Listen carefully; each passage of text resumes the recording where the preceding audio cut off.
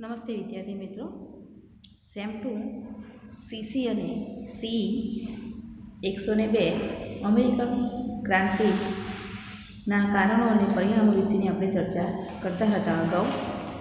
એમાં આપણે અમેરિકન ક્રાંતિના કેટલાક કારણોની ચર્ચા કરી હતી.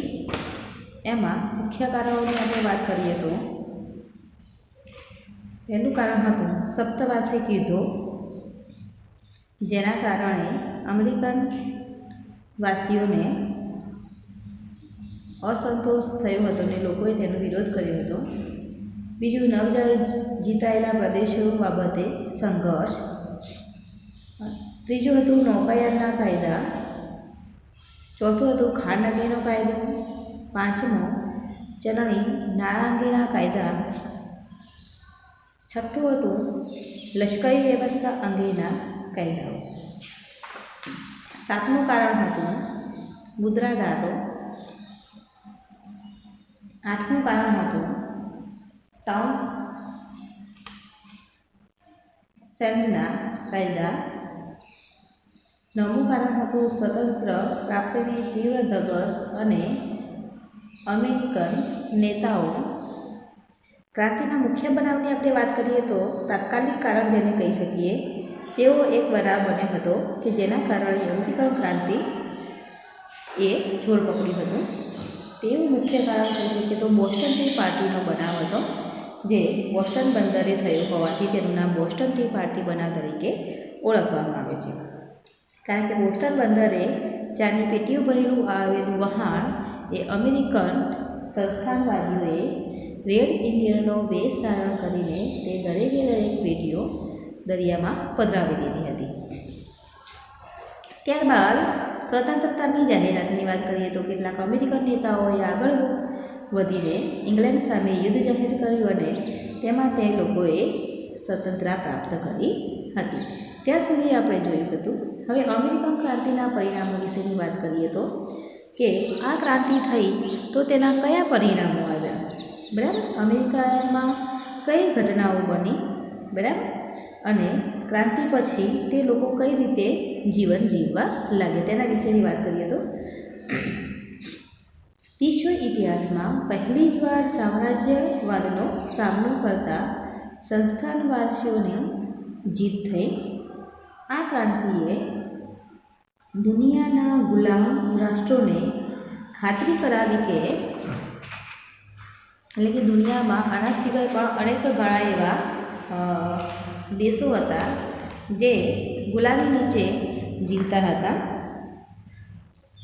તેમને ખાતરી કરાવી કે કોઈ પણ જુલ્મી, આખું અને અન્યાયી સરકારનો કે સત્તાનો મક્કમતાપૂર્વક અને સંગઠિત થઈને, મક્કમ થાય એટલે કે મનમાં દ્રઢ નિશ્ચય કરીને અને બધા જ ભેગા થઈને, સંગઠિત થઈ એટલે કે બધા ભેગા થઈને પ્રતિકાર કરવામાં આવે તો, પ્રતિકાર એટલે કે તેનો સામનો કરવામાં આવે તો ગમે તેવા શક્તિશાળી સામ્રાજ્યને પણ નમવું પડે, બરાબર.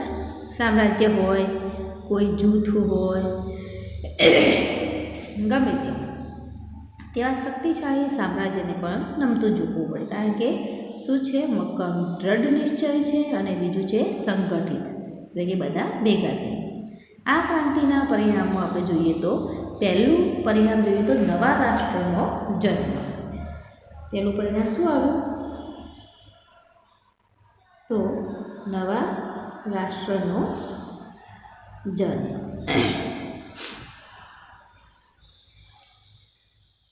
નવા રાષ્ટ્રના જન્મ એટલે કે અમેરિકાની વાત છે. ક્રાંતિની અંતે વિશ્વમાં આજે જેની મહાન શક્તિશાળી રાષ્ટ્ર તરીકે ગણના થાય છે, બરાબર, મહાન શક્તિશાળી રાષ્ટ્ર તરીકે અત્યારે આપણને ખબર છે કે અમેરિકાની ગણના થાય છે.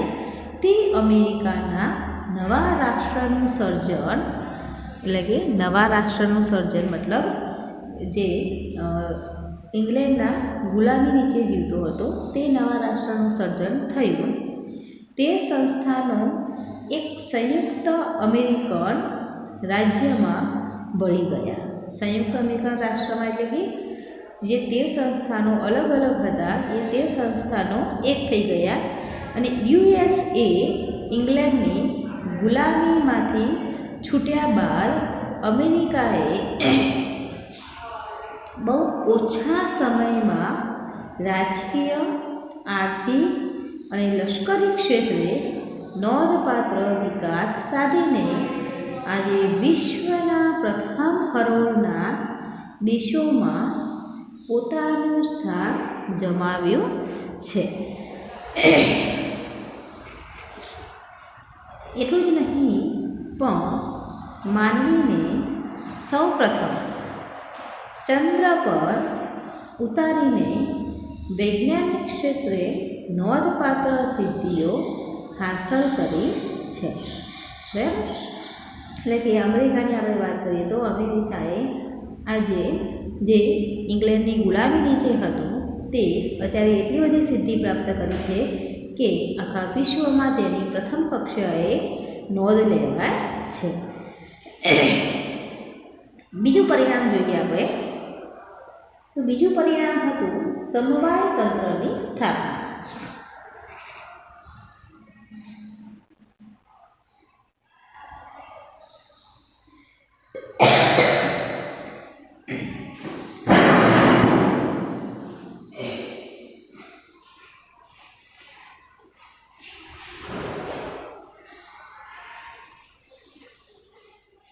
સમવાય તંત્રની સ્થાપનામાં નવા લેખિત બંધારણ દ્વારા એટલે કે નવું લેખિત બંધારણની રચના થઈ.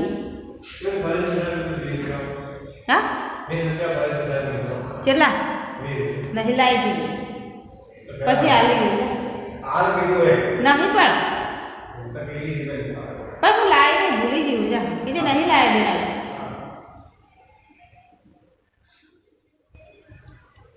સમવાય તંત્રની સ્થાપના નવા લેખિત બંધારણ દ્વારા અમેરિકાએ ઇંગ્લેન્ડની એકતંત્રી રાજાશાહી અને સંસદીય લોકશાહીથી તદ્દન ભિન્ન એવી સમવાયતંત્રી પ્રમુખશાહી અને પ્રજાસત્તાક લોકશાહીનો નવો જ પ્રકાર દુનિયા સમક્ષ રજૂ કર્યો.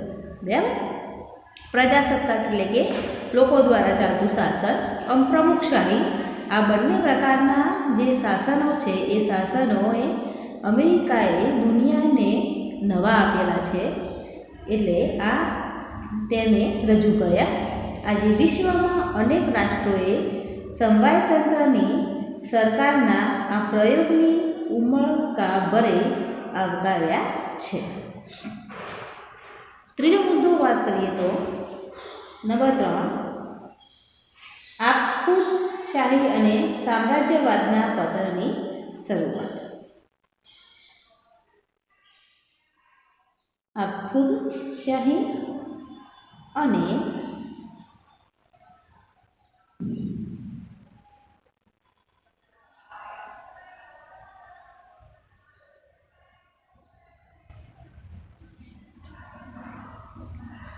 સામ્રાજ્યવાદના પતનની શરૂઆત. એમાં આપણે જોઈએ તો અમેરિકન ક્રાંતિની સફળતા એ સદીઓથી ચાલી આવતા આપખુદ તંત્ર અને સામ્રાજ્યવાદને એક મોટો ફટકો લગાવ્યો. આ સમયે યુરોપ રાજાશાહીના ભાર તળે કચડાઈ રહ્યું હતું. આ કચડાઈ રહેલી ધરતીના રાષ્ટ્રભક્તોએ આ ક્રાંતિમાંથી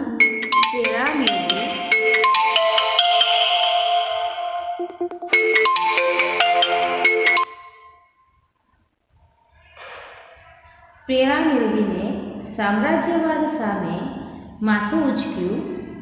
પરિણામે આપખુદશાહી અને સામ્રાજ્યવાદના પતનની શરૂઆત થઈ.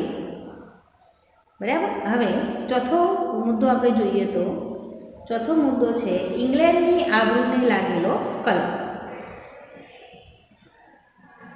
ઇંગ્લેન્ડની આબરૂને લાગેલો કલંક.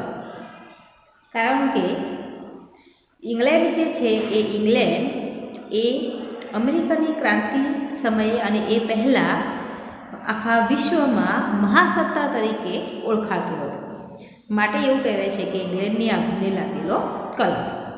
ઇંગ્લેન્ડે વિશ્વના જુદા જુદા દેશોમાં, એટલે કે આખા વિશ્વમાં જે જુદા જુદા દેશો છે, 7 ખંડો છે, 7 ખંડોના જુદા જુદા દેશોમાં પોતાના સંસ્થાનો સ્થપાયા હતા. સંસ્થાનો મતલબ આપણે અગાઉ પણ ઘણી વખત વાત કરેલી છે કે જે ભૌગોલિક શોધખોળ વખતે પણ આ સંસ્થાન આવતું હતું, સંસ્થાનવાદ.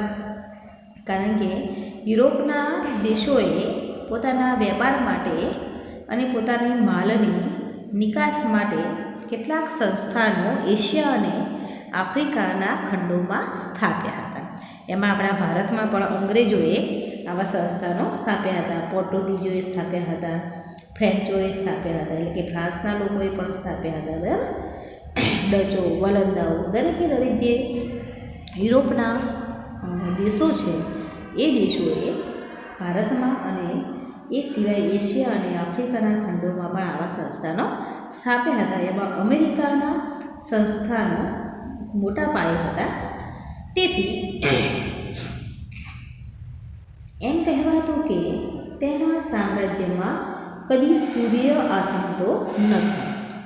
બરાબર, એ વખતે ઇંગ્લેન્ડ માટે એવી કહેવત હતી કે ઇંગ્લેન્ડના સામ્રાજ્યમાં કદી સૂર્ય આથમતો નથી. કારણ કે હંમેશા એ જ્યાં પણ પગ મૂકે છે ત્યાં તે જીત જ પામે છે, જીતીને જ આવે છે. માટે એવું કહેવાતું હતું કે સામ્રાજ્યમાં ઇંગ્લેન્ડના કદી સૂર્ય આથમતો નથી.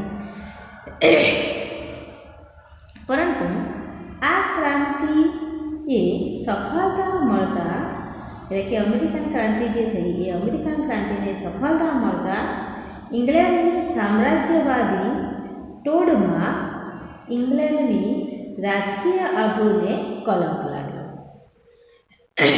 બીજા શબ્દોમાં આપણે વાત કરીએ તો તેની આંતરરાષ્ટ્રીય પ્રતિષ્ઠાને હાનિ પહોંચી. આંતરરાષ્ટ્રીય એટલે કે આખા વિશ્વમાં જે એની પ્રતિષ્ઠા હતી એ પ્રતિષ્ઠાને શું થયું તો હાનિ પહોંચી, કલંક લાગ્યું. અને વિશ્વને ખાતરી થઈ કે સ્વાર્થ માટે કરાતું શોષણ લાંબા સમય સુધી ટકાવી શકાતું નથી. બરાબર, એટલે કે જે સ્વાર્થ માટે જે કલંક હોય, એ સ્વાર્થ માટે જે શોષણ કરવામાં આવતું હોય બીજા દેશો ઉપર અથવા કોઈ વ્યક્તિ ઉપર, તો એ લાંબા સમય સુધી તે ટકી શકતું નથી. એવું જ અમેરિકામાં ઇંગ્લેન્ડને થયું. ગમે તેવી મહાસત્તાને પણ સ્વતંત્રતા હક માટે લડતી પ્રજા સામે આખરે નમવું ઝૂકવું પડે છે. બરાબર, એટલે કે કોઈ પણ હોય વ્યક્તિ તો એને શું કરવું પડે, નમતું ઝૂકવું પડે. હવે 5મો મુદ્દો જોઈએ આપણે. એક સામ્રાજ્યનો અસ્ત અને બીજા સામ્રાજ્યનો ઉદય. અહીંયા આપણે જોઈએ તો આ અમેરિકન ક્રાંતિ થઈ, એ ક્રાંતિ પછી અમેરિકાએ એક પછી એક સફળતાઓ પ્રાપ્ત કરી અને મહાકાય ઇંગ્લેન્ડની જગ્યાએ અમેરિકાએ સ્થાન પ્રાપ્ત કર્યું. એટલે કે ક્રાંતિના પરિણામે ઇંગ્લેન્ડના અમેરિકાના સામ્રાજ્યનો અંત આવ્યો, તો બીજી તરફ ઇંગ્લેન્ડે ભારત તરફ વધારે લક્ષ્ય આવ્યું અને તેના એશિયામાંના સામ્રાજ્યનો ઉદય થયો. બરાબર, છઠ્ઠું હતું ક્રાંતિના નવા યુગની શરૂઆત.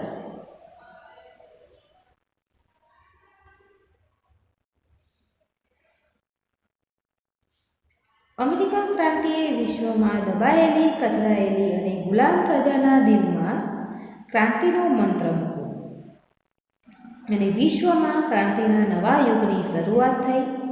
આથી જુદા જુદા દેશોમાં સ્વતંત્રની ચળવળ શરૂ થઈ અને આ અમેરિકન ક્રાંતિએ વિશ્વમાં સ્વતંત્રતા અને સમાનતાના સિદ્ધાંતો સ્થાપિત કર્યા.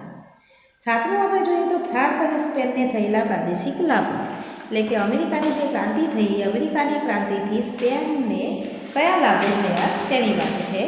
તો અમેરિકન સ્વતંત્ર વિગ્રહમાં ફ્રાન્સ અને સ્પેનને ઇંગ્લેન્ડ વિરુદ્ધ અમેરિકન સંસ્થાનોને મદદ કરી હતી. બરાબર, એટલે કે ફ્રાન્સ અને જે સ્પેન છે એને કોને મદદ કરી હતી? તો અમેરિકાની મદદ કરી હતી. તેના ફળ સ્વરૂપે ફ્રાન્સને ટોબેગો, બરાબર, ફ્રાન્સને શું મળ્યું? તો ટોબેગો નામનો પ્રદેશ અને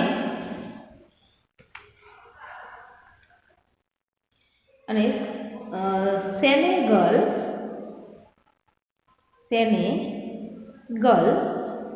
નામના બે સંસ્થાનો મળ્યા તથા સ્પેનને મિનાકો અને ફ્લોરિડા મળ્યા તથા સ્પેનને મિનાકો અને ફ્લોરિડા નામના બે સંસ્થાનો પ્રાપ્ત થયા. બરાબર, એટલે કે ફ્રાન્સે અમેરિકાને મદદ કરી એટલે ફ્રાન્સને ટોબેગો અને સેનેગલ મળ્યા. સ્પેને અમેરિકાની મદદ કરી એટલે સ્પેનને મિનાકો અને ફ્લોરિડા નામના સંસ્થાનો પ્રાપ્ત થયા. આમ આપણે અમેરિકાની વાત કરીએ તો અમેરિકન ક્રાંતિ એ જગતની સૌથી પહેલી ક્રાંતિ હતી. ઓછા સમૃદ્ધ, ઓછી તાકાતવાળા, ઓછા સાધનવાળા સંસ્થાનવાસીઓએ પોતાનાથી અનેક રીતે ચડિયાતા એવા ઇંગ્લેન્ડના સામ્રાજ્ય સામે, વિદેશી શાસન સામે લડીને સફળ બની તે વિશ્વની પ્રજાને એક નવું જોમ, જુસ્સો, ચેતના અને પ્રેરણા પૂરી પાડી. તે જ રીતે નવલેખિત બંધારણ આપીને આ ક્રાંતિએ વિશ્વની વહીવટી તંત્રની એક નવી કડી કંડારી. જેફરસનના શબ્દોમાં કહીએ તો આ ક્રાંતિએ સાબિત કર્યું કે પૃથ્વી પર જીવતો પ્રત્યેક માનવ અને માનવ સમૂહ સામ્રાજ્યનો અધિકાર ધરાવે છે. આમ આ ક્રાંતિએ આ ખુદ રાજાશાહીને પ્રાણઘાતક ફટકો લગાવ્યો છે. ખરેખર અમેરિકન ક્રાંતિ યુગોના યુગો સુધી જગતની પ્રજાઓને પ્રેરણા આપતી રહેલી છે. બરાબર, હવે આ પ્રશ્ન આપણે અહીંયા પૂરો કરીએ છીએ. હવે નવો પ્રશ્ન આપણે લઈશું.